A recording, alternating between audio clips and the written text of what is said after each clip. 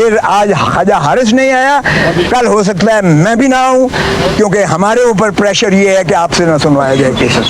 तो मैंने कहा जी मेरिट को भूल जाएं, अब क्या होगा, वो रिवीजन पेंडिंग यहाँ पड़ी हुई है, तो क्या रिवीजन उसका क्या अचार बनाएंगे? अचार बनाएंगे? आपने उसको तो इनाम दे दिया, उस एडिशनल सेशन जज को, अगले ही दिन लंदन में भेजा गया है। ख्वाजा आसिफ जो बड़ा धनत्तर बनता है इस वक्त, वो मुलाजिम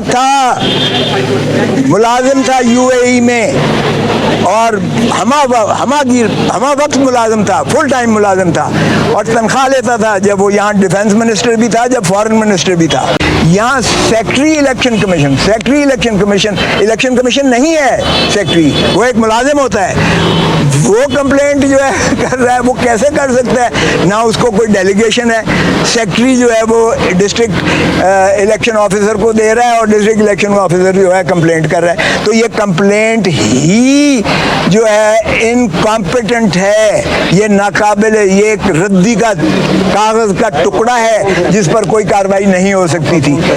और फिर मैंने कहा जी उसमें भी लिखा हुआ है 120 दिनों के जो डिक्लेरेशन, जो फॉर्म, ये मुझे कोई तोशे खाने की सजा नहीं दी गई, ये सजा इस चीज़ की दी गई है कि आपने जो डिक्लेरेशन दिया है, हर एमएनए देता है, मैं खुद 10 साल देता रहा हूँ, 31 दिसंबर को देना पड़ता है, और वो 30 जून पिछले साल का जो आपके महासल होते हैं, जो आपके एसेट्स एंड लाइबिलिटीज होती हैं, उसका आप एक गोशवारा देते हैं इलेक्शन कमीशन ऑफ पाकिस्तान।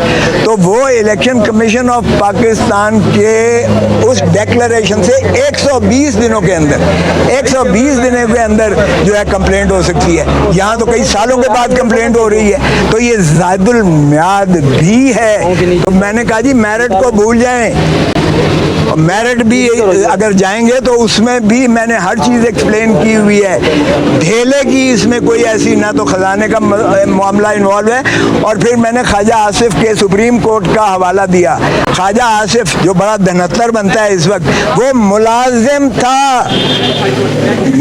था यूएई में, और हमा वक्त मुलाजिम था, फुल टाइम मुलाजिम था, और तनख्वाह लेता था जब वो यहाँ डिफेंस मिनिस्टर भी था, जब फॉरेन मिनिस्टर भी था।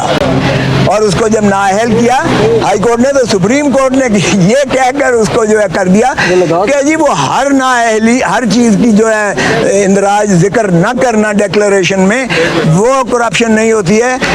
डिक्लेरेशन में अगर कोई करप्शन से हासिल किया हुआ पैसा हो, यहाँ तो कोई करप्शन का सवाल ही पैदा नहीं होता है। अगर तोशा खाना का सारा केस भी ले लें, करप्शन तो है ही नहीं।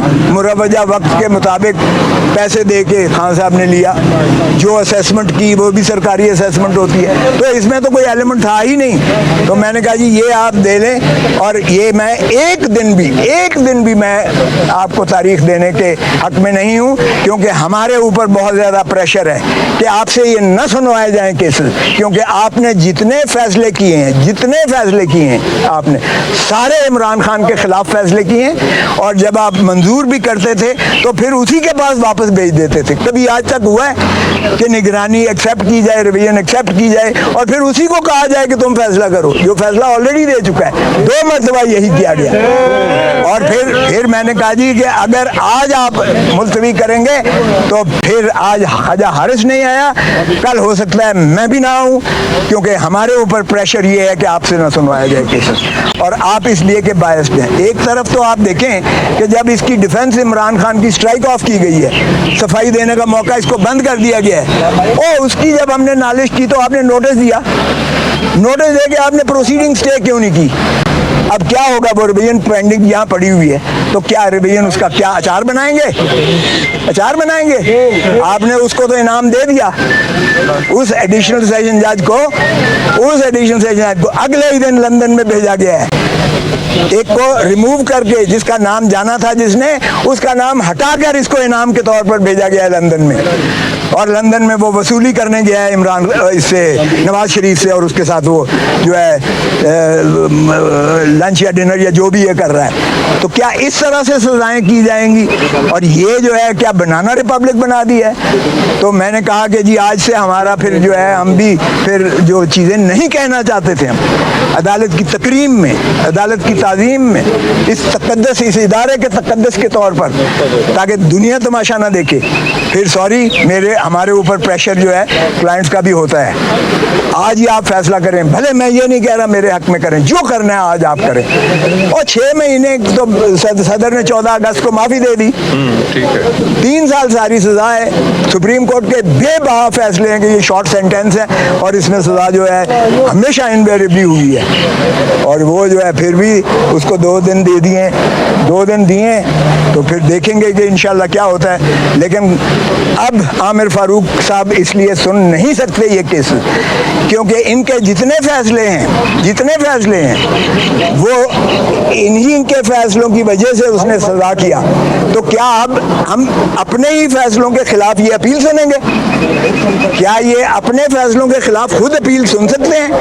ओ भाई, फैसले तो आपके हैं, जो आपने बार बार उसे भेजा कि फैसला कर, 7 दिनों के अंदर फैसला कर, तो फिर आप ही के फैसले आप खुद सुनेंगे।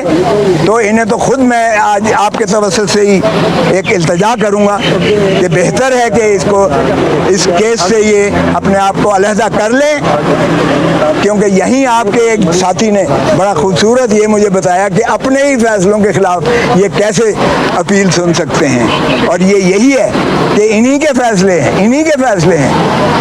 अब या क्या अपील में ये अपने फैसलों के खिलाफ सुनेंगे? इसी तरह है जिस तरह एडिशनल सेशन जज को इन्होंने कहा कि तुम्हारा ये फैसला गलत है, तुम फिर इसको करो, फिर दूसरी दफा गया, फिर उसको कलअदम करके फिर कहते हैं दोबारा तुम इसको सुनो।